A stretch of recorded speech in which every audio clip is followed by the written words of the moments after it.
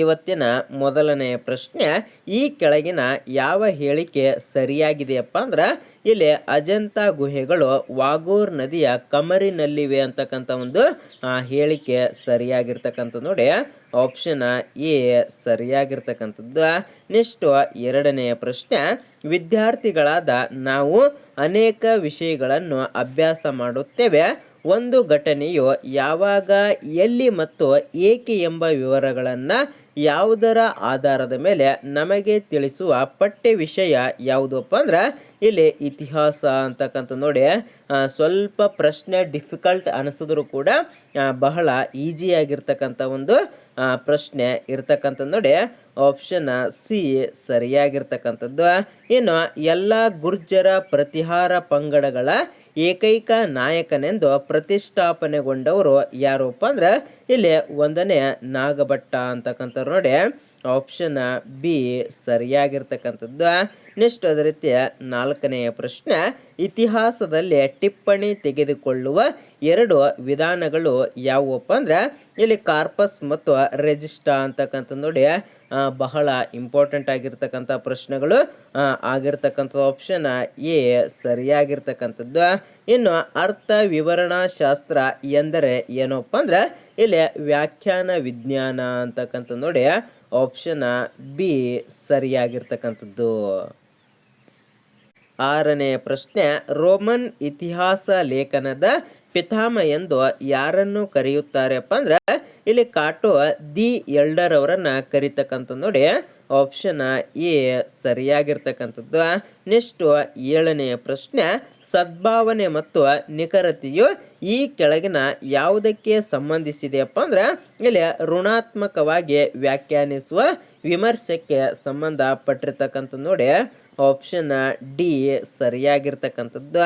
Next ಎಂಟನೆಯ ಪ್ರಶ್ನೆ, ಇತಿಹಾಸ ಲೇಖನ ಎಂದರೆ ಏನಪ್ಪ ಅಂದ್ರೆ ಇಲ್ಲಿ ಇತಿಹಾಸ ಬರವಣಿಗೆಗಳ ಕಲೆಯನ್ನ ಇತಿಹಾಸ ಲೇಖನ ಅಂತೇಳಿ ಕರಿತಕ್ಕಂಥ ನೋಡಿ. ಆಪ್ಷನ್ ಬಿ ಸರಿಯಾಗಿರ್ತಕ್ಕಂಥದ್ದು. ನೆಕ್ಸ್ಟ್ ಒಂಬತ್ತನೆಯ ಪ್ರಶ್ನೆ, ಹಿಸ್ಟರಿ ಎಂಬ ಪದವು ಗ್ರೀಕ್ ಪದ ಹಿಸ್ಟೋರಿಯಾ ಎಂಬ ಪದದಿಂದ ಉತ್ಪತ್ತಿಯಾಗುತ್ತದೆ. ಇದರ ಅರ್ಥ ಏನಪ್ಪ ಅಂದ್ರೆ ಇಲ್ಲಿ ವಿಚಾರಣೆ, ಸಂಶೋಧನೆ ಮತ್ತು ಅನ್ವೇಷಣೆ ಅಂತಕ್ಕಂಥದ್ದು ಇದರ ಅರ್ಥ ಆಗಿರ್ತಕ್ಕಂಥದ್ದು ನೋಡಿ. Option A ಸರಿಯಾಗಿರ್ತಕ್ಕಂಥದ್ದು.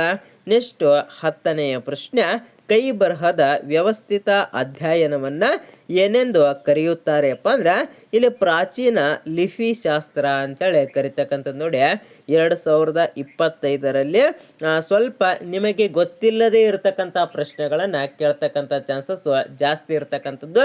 ನಿಮಗೆ ಗೊತ್ತಿರತಕ್ಕಂಥ ಪ್ರಶ್ನೆ ಕೇಳ್ತಕ್ಕಂಥ ಕಾಲ ಹೋಗಿದೆ. ಆದ್ದರಿಂದ ಸ್ವಲ್ಪ ಡಿಫಿಕಲ್ಟ್ ಆಗಿ ಓದ್ತಕ್ಕಂಥ ಒಂದು ವ್ಯವಸ್ಥೆಯನ್ನು ಮಾಡಿ, ನಿಮಗೆ ಗೊತ್ತಿರ್ತಕ್ಕಂಥದ್ದನ್ನೇ ಓದ್ತಾ ಕೊಡಬೇಡಿ.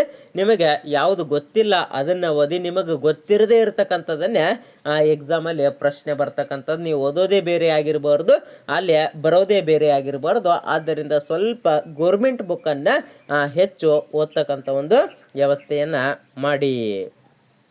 ನೆಕ್ಸ್ಟ್ 11ನೆಯ ಪ್ರಶ್ನೆ, ಇತಿಹಾಸ ಒಂದು ವಿಜ್ಞಾನ, ಕಡಿಮೆಯೂ ಇಲ್ಲ ಹೆಚ್ಚು ಇಲ್ಲ. ಈ ವಿವರಣೆ ನೀಡಿದವರು ಯಾರಪ್ಪ ಅಂದ್ರೆ ಇಲ್ಲಿ JB ಬುರಿ ಅಂತಕ್ಕಂಥವ್ರು ಈ ವಿವರಣೆಯನ್ನು ನೀಡಿರ್ತಕ್ಕಂಥ ನೋಡಿ. ಆಪ್ಷನ್ ಸಿ ಸರಿಯಾಗಿರ್ತಕ್ಕಂಥದ್ದು. ಇನ್ನು ದಿ ಏಸೆಟಿಕ್ ಸೊಸೈಟಿ ಎಂಬ ಸಂಸ್ಥೆಯನ್ನ ಪ್ರಾರಂಭಿಸಿದವರು ಯಾರಪ್ಪ ಅಂದ್ರೆ ಇಲ್ಲಿ ವಿಲಿಯಂ ಜೋನ್ಸ್ ಅಂತಕ್ಕಂಥವ್ರು ಈ ಸೊಸೈಟಿಯನ್ನ ಪ್ರಾರಂಭ ಮಾಡ್ತಾರೆ ನೋಡಿ. ಆಪ್ಷನ್ ಬಿ ಸರಿಯಾಗಿರ್ತಕ್ಕಂಥದ್ದು. ನೆಕ್ಸ್ಟ್ 13ನೆಯ ಪ್ರಶ್ನೆ, ಕ್ಲಿಯೋಮೆಟ್ರಿಕ್ಸ್ ಎಂದರೆ ಏನಪ್ಪ ಅಂದ್ರೆ ಇಲ್ಲಿ ಇತಿಹಾಸ ಬರೆಯಲು ಸಾಂಖ್ಯಿಕ ಮತ್ತು ಮಾಹಿತಿ ಗಣಿತ ತಂತ್ರಗಳ ಉಪಯೋಗವನ್ನು ಇಲ್ಲಿ ಕ್ಲಿಯೋಮೆಟ್ರಿಕ್ಸ್ ಅಂತೇಳಿ ಕರಿತಕ್ಕಂಥದ್ದು ನೋಡಿ. ಸ್ವಲ್ಪ ಇಂತಹ ಪ್ರಶ್ನೆಗಳ ಕಡೆಗೆ ನೀವು ಹೆಚ್ಚಿನ ಗಮನವನ್ನು ಕೊಡಬೇಕಾಗ್ತದೆ. ಆಪ್ಷನ್ ಎ ಸರಿಯಾಗಿರ್ತಕ್ಕಂಥದ್ದು. ಇನ್ನು ಹಿಂದೂಸ್ತಾನದ ಪ್ರಥಮ ನಕ್ಷೆ ನೀಡಿದವರು ಯಾರಪ್ಪ ಅಂದ್ರೆ ಇಲ್ಲಿ ಜೇಮ್ಸ್ ರೆನೆಲ್ ಅಂತಕ್ಕಂಥವ್ರು ಪ್ರಥಮ ಬಾರಿಗೆ ನಕ್ಷೆಯನ್ನು ನೀಡ್ತಾರೆ ನೋಡಿ. ಆಪ್ಷನ್ ಬಿ ಸರಿಯಾಗಿರ್ತಕ್ಕಂಥದ್ದು. ಇನ್ನು ದಾಸ ಕ್ಯಾಪಿಟಲ್ ಗ್ರಂಥದ ಲೇಖಕರು ಯಾರಪ್ಪ ಅಂದ್ರೆ ಇಲ್ಲಿ ಕಾರ್ಲ್ ಮ್ಯಾಕ್ಸ್ ಅಂತಕ್ಕಂಥವ್ರು ಈ ಗ್ರಂಥವನ್ನು ರಚನೆ ಮಾಡ್ತಾರೆ ನೋಡಿ.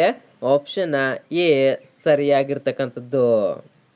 16ನೇ ಪ್ರಶ್ನೆ, the history of Persian wars ಗ್ರಂಥದ ಲೇಖಕರು ಯಾರಪ್ಪ ಅಂದ್ರೆ ಈ ಗ್ರಂಥವನ್ನ ಹೆರೋಡೋಟಸ್ ಅವರು ರಚನೆ ಮಾಡ್ತಾರೆ ನೋಡಿ. Option B ಸರಿಯಾಗಿರ್ತಕ್ಕಂಥದ್ದು.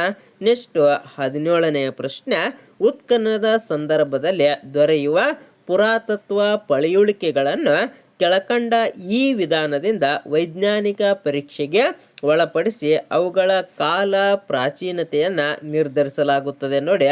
ಇಲ್ಲಿ ಯಾವುದಾದ್ರೂ ಒಂದು ಪುರಾತತ್ವವಾಗಿರ್ತಕ್ಕಂಥ ಒಂದು ವಸ್ತು ಸಿಕ್ತುವಪ್ಪ ಅಂದ್ರೆ ಇದು ಇದೇ ಕಾಲಿನ ವಸ್ತುವಾಗಿದೆ ಅಂತೇಳಿ ಯಾವ ವಿಧಾನದಿಂದ ಕಂಡು ಹಿಡಿತಾರೆ ಅಂತೇಳಿ ಪ್ರಶ್ನೆ ಇರ್ತಕ್ಕಂಥದ್ದು. ಇಲ್ಲಿ 17ನೇ ಪ್ರಶ್ನೆ ನೋಡಿ ಸ್ನೇಹಿತರೆ, ಇಲ್ಲಿ ಕಾರ್ಬನ್ ಮತ್ತು ಪೊಟ್ಯಾಷಿಯಂ ಮೂಲಕ ಕಂಡು ಹಿಡಿತಕ್ಕಂಥದ್ದು ನೋಡಿ. ಇದು 6ನೇ ತರಗತಿಯ ಗೌರ್ಮೆಂಟ್ ಪುಸ್ತಕನಲ್ಲಿ ಇರ್ತಕ್ಕಂಥದ್ದು. ಒಂದ್ಸಾರಿ ಚೆಕ್ ಮಾಡ್ತಕ್ಕಂಥ ಒಂದು ವ್ಯವಸ್ಥೆಯನ್ನ ಮಾಡ್ಕೊಳ್ಳಿ. ನೆಕ್ಸ್ಟ್ 18ನೇ ಪ್ರಶ್ನೆ, ಸ್ತರ ವಿಜ್ಞಾನವು ಯಾವುದರೊಂದಿಗೆ ಸಂಬಂಧ ಹೊಂದಿದೆಯಪ್ಪ ಅಂದ್ರೆ ಇದು ಪ್ರಾಕ್ತನ ಶಾಸ್ತ್ರದೊಂದಿಗೆ ಸಂಬಂಧ ಹೊಂದಿರತಕ್ಕಂಥ. ಆಪ್ಷನ್ ಡಿ ಸರಿಯಾಗಿರ್ತಕ್ಕಂಥದ್ದು. ನೆಕ್ಸ್ಟ್ 19ನೇ ಪ್ರಶ್ನೆ, ಇಂಡಿಕಾ ಗ್ರಂಥ ಬರೆದವರು ಯಾರಪ್ಪ ಅಂದ್ರೆ ಮೆಗಾಸ್ತನಿಸ್ ಅಂತಕ್ಕಂಥವ್ರು ಈ ಗ್ರಂಥವನ್ನ ಬರೀತಾರೆ. ಆಪ್ಷನ್ ಎ ಸರಿಯಾಗಿರ್ತಕ್ಕಂಥದ್ದು. ನೆಕ್ಸ್ಟ್ 20ನೇ ಪ್ರಶ್ನೆ, ಆಧುನಿಕ ಔಷಧಿ ಶಾಸ್ತ್ರದ ಪಿತಾಮಹ ಎಂದು ಯಾರನ್ನು ಕರೆಯುತ್ತಾರೆಪ್ಪ ಅಂದ್ರೆ ಇಲ್ಲಿ ಹಿಪ್ಪೋಕ್ರಟಿಸ್ ಅವರನ್ನ ಕರೀತಕ್ಕಂಥದ್ದು. Option B ಸರಿಯಾಗಿರ್ತಕ್ಕಂಥದ್ದು. 21ನೇ ಪ್ರಶ್ನೆ ಕಡೆಗೆ ಬರೋದಾದ್ರೆ 11ನೇ ಶತಮಾನದಲ್ಲಿ ಬಿಲ್ಹಣ ರಚಿಸಿದ ಕೃತಿ ಯಾವುದಪ್ಪ ಅಂದ್ರೆ ಇಲ್ಲಿ ವಿಕ್ರಮಾಂಕ ದೇವ ಚರಿತ ಅಂತಕ್ಕಂಥ ಕೃತಿಯನ್ನ ರಚನೆ ಮಾಡ್ತಾರೆ ನೋಡಿ. ಆಪ್ಷನ್ ಸಿ ಸರಿಯಾಗಿರ್ತಕ್ಕಂಥದ್ದು. ನೆಕ್ಸ್ಟ್ 22ನೇ ಪ್ರಶ್ನೆ, 10ನೇ ಶತಮಾನದ ಆಚಾರ್ಯ ನೇಮಿಚಂದ್ರನನ್ನು ಜನಪ್ರಿಯವಾಗಿ ಏನೆಂದು ಕರೆಯಲಾಗುತ್ತಿತ್ತು ಅಪ್ಪ ಅಂದ್ರೆ ಇಲ್ಲಿ ಸಿದ್ಧಾಂತ ಚಕ್ರವರ್ತಿ ಅಂತೇಳಿ ಕರಿತಾ ಇದ್ರು ನೋಡಿ. ಆಪ್ಷನ್ ಎ ಸರಿಯಾಗಿರ್ತಕ್ಕಂಥದ್ದು. ನೆಕ್ಸ್ಟ್ 23ನೇ ಪ್ರಶ್ನೆ, ಭಾಷಾಶಾಸ್ತ್ರ ಎಂದರೆ ಏನಪ್ಪ ಅಂದ್ರೆ ಇಲ್ಲಿ ಭಾಷೆಗಳ ಅಧ್ಯಯನವನ್ನ ನಾವು ಭಾಷಾಶಾಸ್ತ್ರ ಅಂತೇಳಿ ಕರಿತಕ್ಕಂಥದ್ದು. ಆಪ್ಷನ್ ಡಿ ಸರಿಯಾಗಿರ್ತಕ್ಕಂಥದ್ದು. ನೆಕ್ಸ್ಟ್ ಅದೇ ರೀತಿ 24ನೇ ಪ್ರಶ್ನೆ, ಕಲ್ಲಣ ವಿರಚಿತ ರಾಜ್ಯ ತರಂಗಿಣಿ ತಿಳಿಸುವ ವಿಷಯ ಯಾವುದಪ್ಪ ಅಂದ್ರೆ ಇಲ್ಲಿ ಕಲ್ಲಣ ರಚಿಸಿರ್ತಕ್ಕಂಥ ರಾಜ್ಯ ತರಂಗಿಣಿ ಕಾಶ್ಮೀರ ಚರಿತೆಯನ್ನ ವಿವರಣೆ ಮಾಡ್ತಕ್ಕಂಥ ನೋಡಿ. ಆಪ್ಷನ್ ಬಿ ಸರಿಯಾಗಿರ್ತಕ್ಕಂಥದ್ದು. ನೆಕ್ಸ್ಟ್ 25ನೇ ಪ್ರಶ್ನೆ, ಫಿಲೋಲಜಿ ಕೆಳಗಿನ ಯಾವುದರ ಅಧ್ಯಯನವಾಗಿದೆಯಪ್ಪ ಅಂದ್ರೆ ಇಲ್ಲಿ ಭಾಷೆಗಳ ಅಧ್ಯಯನ ಆಗಿರ್ತಕ್ಕಂಥದ್ದು. Option D ಸರಿಯಾಗಿರ್ತಕ್ಕಂಥದ್ದು. 26ನೇ ಪ್ರಶ್ನೆ, ಇತಿಹಾಸದ ಪಿತಾಮಹ ಎಂದು ಯಾರನ್ನು ಕರೆಯುತ್ತಾರೆಪ್ಪ ಅಂದ್ರೆ ಇಲ್ಲಿ ಹೆರೋಡೋಟಸ್ ಅವರನ್ನ ಇತಿಹಾಸದ ಪಿತಾಮಹ ಅಂತೇಳಿ ಕರಿತಕ್ಕಂಥದ್ದು ನೋಡಿ. ಆಪ್ಷನ್ ಬಿ ಸರಿಯಾಗಿರ್ತಕ್ಕಂಥದ್ದು. ಇನ್ನು ಆದಿಮಾನವ ಮೊದಲು ಕಲಿತದ್ದು ಯಾವುದಪ್ಪ ಅಂದ್ರೆ ಇಲ್ಲಿ ಅಗ್ನಿ ತಯಾರಿಕೆಯನ್ನ ಆದಿಮಾನವ ಮೊದಲನೇದಾಗಿ ಕಲಿತಾನೆ ನೋಡಿ. ಆಪ್ಷನ್ ಎ ಸರಿಯಾಗಿರ್ತಕ್ಕಂಥದ್ದು. ನೆಕ್ಸ್ಟ್ ನಿಯೋಲಿಥಿಕ್ ಏಜ್ ಎಂದು ಯಾವುದನ್ನು ಕರೆಯುತ್ತಾರೆಪ್ಪ ಅಂದ್ರೆ ಇಲ್ಲಿ ನಿಯೋಲಿಥಿಕ್ ಏಜ್ ಅಂತೇಳಿ ನೂತನ ಶಿಲಾಯುಗವನ್ನ ಕರಿತಕ್ಕಂಥದ್ದು ನೋಡಿ. ಆಪ್ಷನ್ ಸಿ ಸರಿಯಾಗಿರ್ತಕ್ಕಂಥದ್ದು. ನೆಕ್ಸ್ಟ್ ನವ ಶಿಲಾಯುಗ ಕ್ರಾಂತಿಯನ್ನ ಈ ಕೆಳಗಿನವುಗಳಲ್ಲಿ ಯಾವುದು ಉತ್ತಮವಾಗಿ ವ್ಯಾಖ್ಯಾನಿಸಬಹುದು ಅಪ್ಪ ಅಂದ್ರೆ ಇಲ್ಲಿ ಕೃಷಿ ಕ್ರಾಂತಿ ಅಂತಕ್ಕಂಥದ್ದು ನೋಡಿ. Option A ಸರಿಯಾಗಿರ್ತಕ್ಕಂಥದ್ದು.